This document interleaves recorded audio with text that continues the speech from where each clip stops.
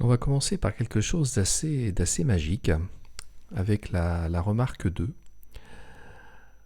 La remarque 2, elle nous dit que en calculant le déterminant de A et en regardant son signe, eh bien, on peut prédire quelle sera la nature de la conique.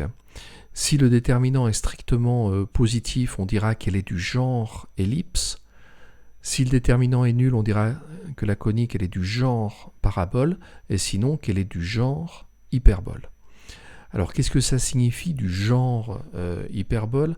Eh bien ça signifie que en fait on n'est pas sûr que la conique ce sera une hyperbole, mais que si elle n'est pas dégénérée, je vous invite à revoir ce que signifie une conique dégénérée dans le polycopier conique 1, eh bien cette conique ce sera une hyperbole. Donc par exemple, si on regarde l'exemple précédent, je calcule le déterminant de A, moins 2, moins 4, ça fait moins 6, qui est strictement négatif. Donc ma courbe C, elle est du genre hyperbole. Donc je sais que si ce n'est pas une conique dégénérée, eh bien ce sera une hyperbole. Ce sera ni une parabole, ni une ellipse. Donc c'est quelque chose qui est peu coûteux en calcul et qui nous donne déjà un renseignement sympathique. On verra d'où ça vient après. Alors voyons la méthode pour réduire la conique lorsqu'il y a un terme en xy, et c'est toujours cette méthode que l'on utilisera. Donc là j'ai rappelé l'équation que l'on avait, les matrices que l'on introduit et l'équation matricielle qui s'écrit donc transposée de U à U plus LU plus F. Partie quadratique, partie linéaire. Alors ce qu'on commence par faire, c'est diagonaliser la matrice A. La matrice A, elle est symétrique à coefficient réel, donc on sait qu'elle est diagonalisable, et qu'en plus, on peut la diagonaliser à l'aide d'une matrice de passage orthogonale. On commence par calculer le polynôme caractéristique de A, et on cherche ses racines, on sait que ce seront les valeurs propres. Si on fait cette méthode, on aura toujours B qui est non nul, on n'aura jamais la matrice A qui directement sera une matrice diagonale, et on aura toujours des valeurs propres qui seront distinctes. Donc ce que l'on fait, c'est on cherche le sous-espace propre associé à l'une des valeurs propres, par exemple à lambda 1, on appelle lambda 1 celle qu'on veut. Donc ce sera une droite, ce sous-espace propre toujours, et on considère un vecteur unitaire qui dirige le sous-espace propre. Je l'appelle grand I, il a pour coordonnées alpha bêta dans la base de départ canonique IJ. Pour le deuxième vecteur propre, eh bien là, ce n'est pas la peine que je fasse une recherche de sous-espace propre, parce que je sais, grâce au théorème spectral, que les sous-espaces propres sont orthogonaux 2 à 2. Donc un vecteur qui est orthogonal à alpha bêta, donc typiquement moins bêta alpha, on sait que ce sera forcément un vecteur propre associé à la deuxième valeur propre. Donc, sans calcul, je pose J qui est égal à ceci, sachant que j'ai posé I qui est égal à cela. Je note P, la matrice de passage de la base IJ à la base grand I, grand J. Donc, dans la première colonne, j'écris les coordonnées de grand I. Dans la deuxième colonne, les coordonnées de grand J exprimées dans les bases petit ij, donc c'est ceci. Comme il s'agit d'une matrice de passage d'une base orthonormée vers une base orthonormée, on sait que P sera une matrice orthogonale.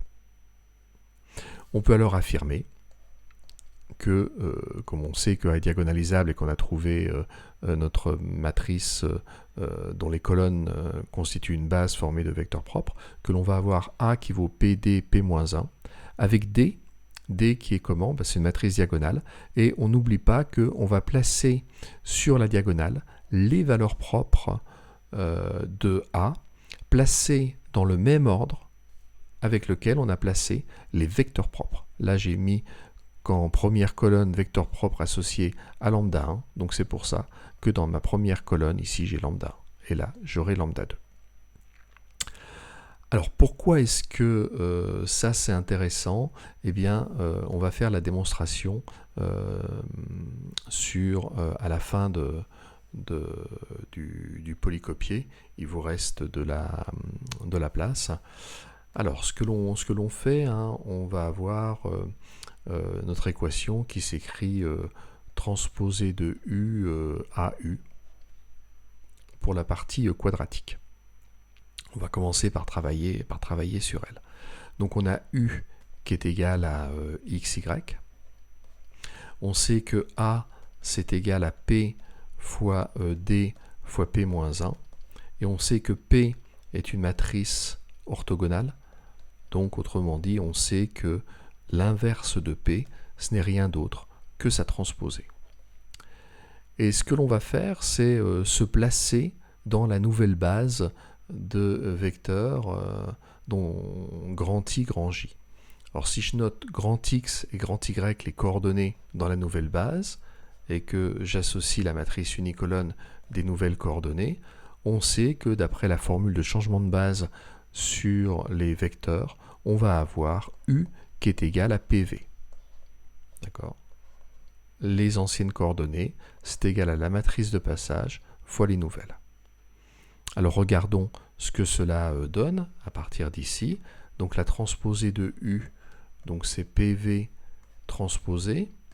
A, c'est P fois D fois P moins 1. Et U, c'est P fois V.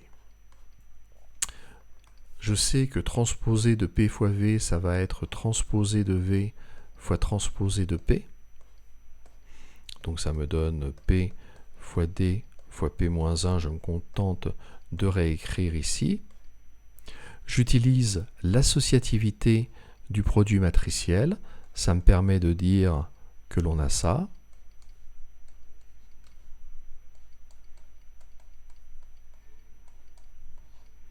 Et puis là, P-1 fois P, je sais que c'est l'identité. Transposé de P fois P, transposé de P, comme ma matrice est l'orthogonale, c'est P-1. Donc là encore, j'ai l'identité. Donc en fait, je trouve que c'est transposé de V fois dV. Alors si on regarde ce que c'est transposé de V fois dV, c'est cette matrice uniligne fois cette matrice carrée, diagonale, fois cette matrice colonne. Donc comme tout à l'heure, je commence par effectuer par exemple le calcul qu'il y a avec les deux matrices qui sont le plus à gauche. Ça me donne lambda 1 grand X, lambda 2 grand Y.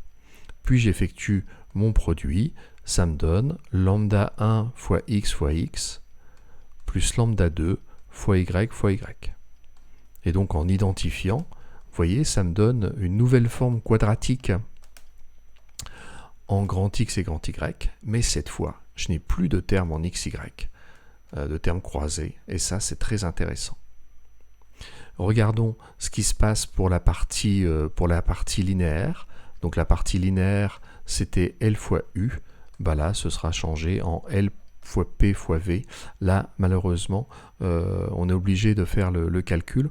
On ne pourra pas, contrairement à la partie quadratique, directement dire que transposé de U à U, c'est lambda 1 x2 plus lambda 2 y2. Je reviens à l'exposé de la méthode.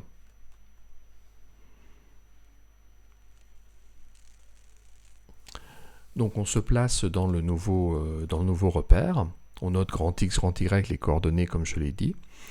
Donc on va avoir deux cas. Si la partie linéaire est inexistante, c'est-à-dire si L égale 0, eh bien on vient de voir qu'un transposé de U à U, ça va nous donner ça. Il n'y a pas de partie linéaire, la constante est la même. Donc là voilà, ça ce sera notre équation. On pourra directement l'écrire. Dire que dans le nouveau repère, notre équation est celle-ci. En revanche, si L est différent de 0, eh bien, comme je l'ai montré précédemment, on va avoir la partie quadratique qui va devenir celle-ci, et puis le LU qui devient LPV.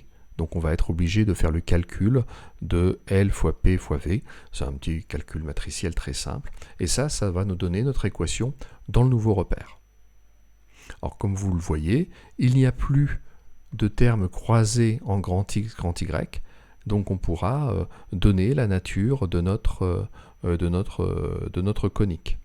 Ici, on pourra directement le faire. Là, dans le deuxième cas, il faudra peut-être mettre sous forme canonique une partie en X et une partie en Y.